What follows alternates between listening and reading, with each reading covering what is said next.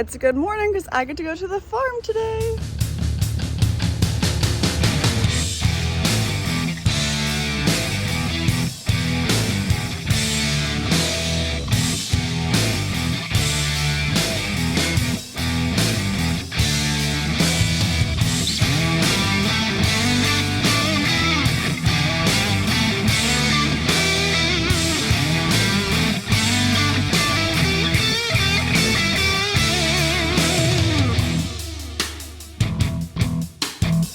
So something I don't think we have spoke about before on the channel, pretty sure we haven't spoke about before.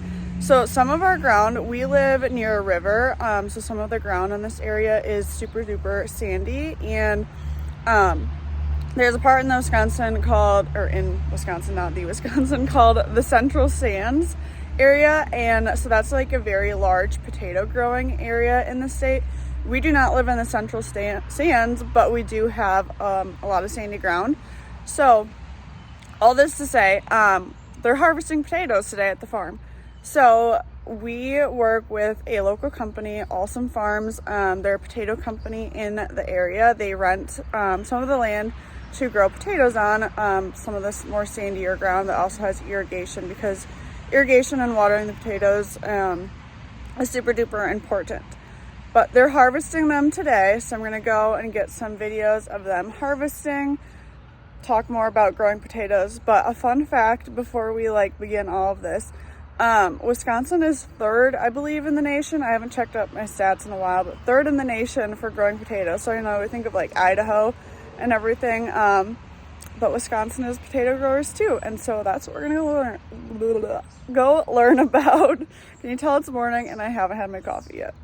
Okay, a little bit more background on me as I'm pulling into the farm. And again, this is something I think I've spoke about in a video, where I went to college and everything, but just a little bit more expanded on that. So I went to UW-Madison for animal science and life sciences communication, which is essentially agriculture journalism. And by combining those two things of animals and more of the science side of agriculture and communications, it's something I learned that I really like to do, is to be able to kind of bridge the gap of agriculture and share just what goes on in agriculture, because we know not everyone is involved in a farm and everything, and although I just wish that we could be able to have more people on farms, that's just not the case. So being able to do things like this, like our YouTube channel, posting on Instagram, TikTok, stuff like that, just helps us be able to share the agriculture story with people. And so being able to do stuff like this, learning about a different commodity that maybe is not something that we raise personally, but they use our land for it and stuff, it's really exciting for me, and I hope you guys learn lots, and I know I'll learn lots too. Also, unrelated to anything else in this video, this is a breakfast of champions, because you get lots of good, nutritious, wholesome protein and coffee, because we need the caffeine.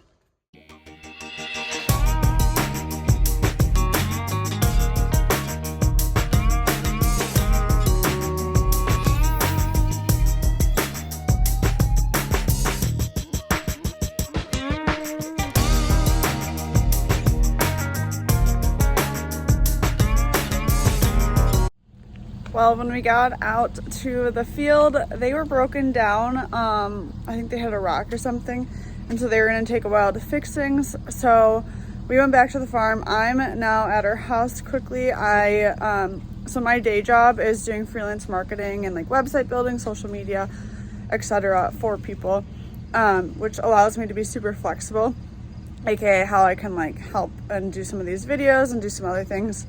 And then I can just be flexible with my hours, which is super fantastic. So I'm back at the house quickly grabbing my computer so I can take it to the farm and sit there and work until we're ready to go back and check out all the potatoes. Slight update on the potato situation. So they are still broken down. I went and drove past. They're still working on it, but also regardless if they already get it fixed or not today, they couldn't harvest potatoes, because when they take them from the field to where they store them, they'll get warm, and then putting them in storage. The storage is all like keeping them all at the same temperature, but they'll be too warm and then they'll spoil when they're being stored.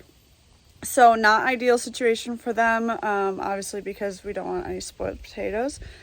But they will be harvesting them tomorrow morning at 7 a.m. they said. So you betcha I will be there, and we will get potato harvesting content because it'll be interesting and something new to learn about. Well, I was trying to learn about potatoes today.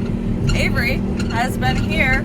This is real balancing. Avery has been here in the bagger the entire day.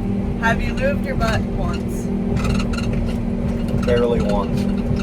Just to get up and get your cookies, right? Yep. Uh-oh. Gotta have the cookie. They're at the USDA research farm. Right now I'm doing corn silage, but I'll flip the camera around and show you our view. Corn silage going in, bag, filling up. Avery. Got a headache. Loving life. Bree, also loving life. I don't know, she might be hating life. She doesn't like this. No, she would much rather be running around in the mud.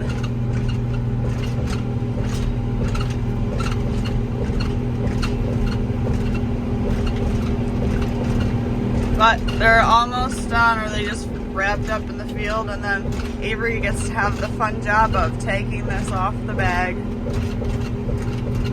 I've done it 1, 2, 3. It'll be 4 times today, so it's really not that big of a deal. Getting rather quick at it. Maybe you can film some of that and how great it is. As long as you don't make me help you, right? I don't trust you with a knife anyway. Well, they finished chopping, so we're wrapping up this bag, and Avery left me in charge of the levers in case he falls, but he's cleaning up.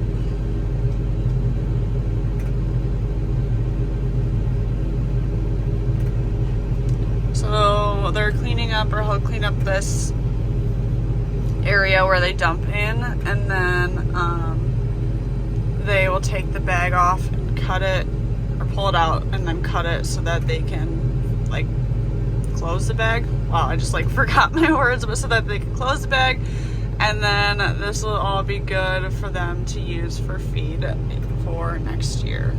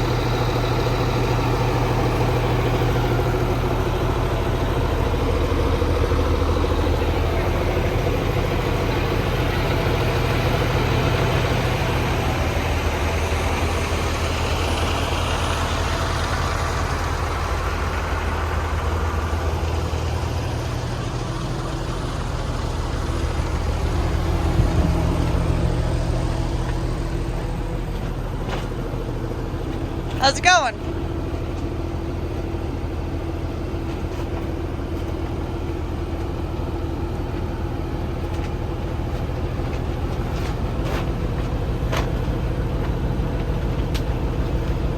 Did you even see anything? No, we just see you emerge out of there.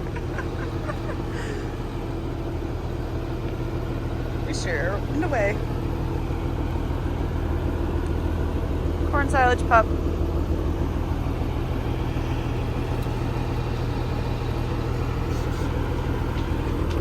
Someone's very needy tonight. She keeps jumping on me.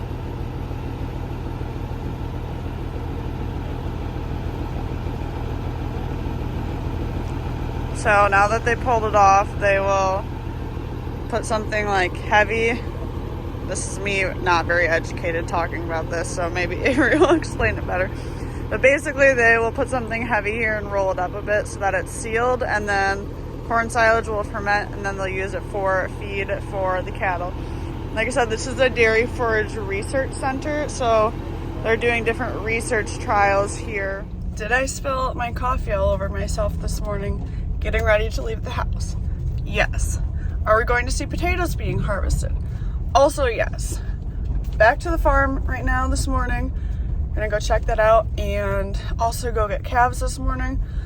We got requested after we, should probably put my seatbelt on before I pull out of my driveway. We got requested after I shared the video saying that we're doing a direct-to-consumer beef business to talk a little bit more about like the livestock side of the operation. So I don't know if I'll film that video today or next week. Probably next week, because actually I don't know. Anyway, there will be a video of that coming up, but let's go harvest potatoes. The best part about being in agriculture, free stuff.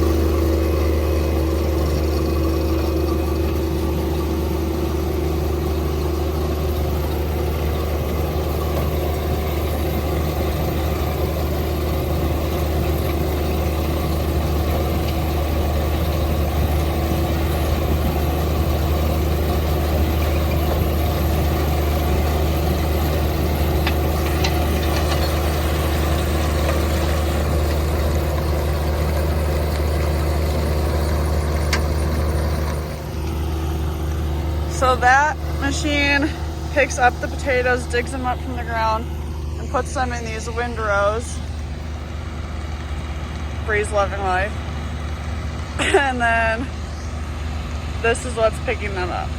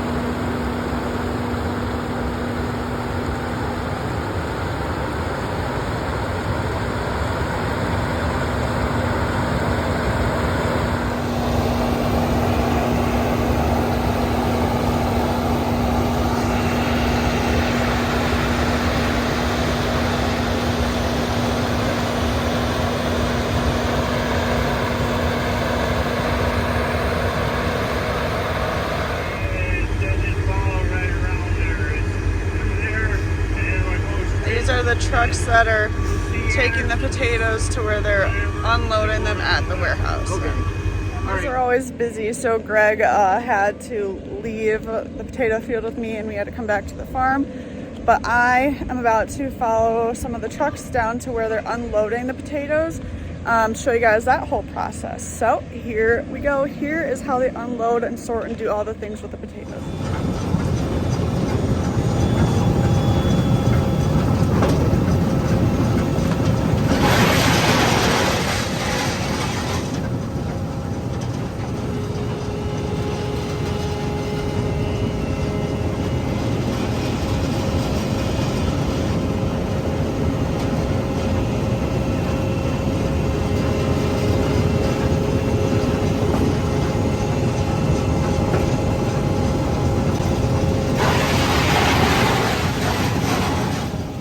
Once the potatoes get to where they are being stored, they get unloaded, and as they're unloading them, they test them for their temperature because they want to make sure they're coming off the field between 45 and 65 degrees Fahrenheit.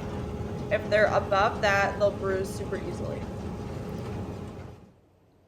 As they're being unloaded, then they go to this machine, which has a vacuum, which I'll pan over to in a little bit, that essentially puts air through the machine, and then it pulls out rocks and different debris that might have got picked up in the field so that they don't go in with the potatoes, and then they get discarded on the other side, and then the potatoes go on the conveyor belt.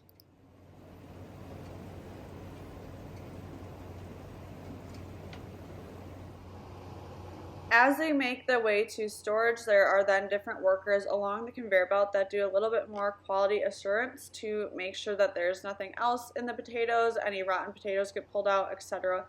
And so making sure everything is all good before they're stored. The potatoes are then stored in this building at around 40 degrees, and there are fans that are constantly keeping the air fresh in the building, which helps keep the potatoes good so that they don't rot. And then also they are stored at 95% humidity, and they want there to be moisture in the room and in the building, but not enough like to make rain come from the ceiling. But the way that they store this and this storage method will make it so that these potatoes can store this way up until around July of next summer. So it keeps them going for almost an entire year. So once the potatoes leave Alsum's, they're either used for restaurants for baking potatoes, or they go to the grocery store, and our grocery store carries their potatoes. So we're gonna head there, and I'm gonna show them to you guys, and it's really a whole farm to fork experience. I had to think about that through. The alliteration gets me. But heading to the grocery store to show you their potatoes. There you have it, grown in farm fields like ours and delivered straight to your local grocery stores or restaurants for you to enjoy.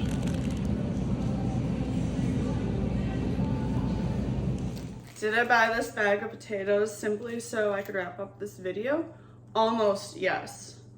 I also bought it because I think there's nothing more versatile for food besides ground beef and potatoes. I mean, there are literally so many things you can make with potatoes. But anyway, I digress.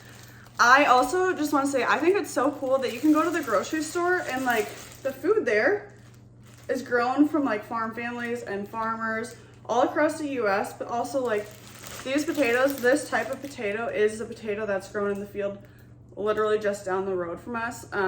Like I said, we work with Alsum to grow these. They're the ones growing and everything, doing the work for it, but they use our fields, rent our fields from us to do it. And it is just so cool. Like, these potatoes could have been in our field last year. I mean, it's wild. Anyway, thanks for watching this video. I hope you learned something about the Wisconsin potatoes and just potato growing in general. Don't forget to subscribe, and we'll catch you in the next video. Thanks for watching.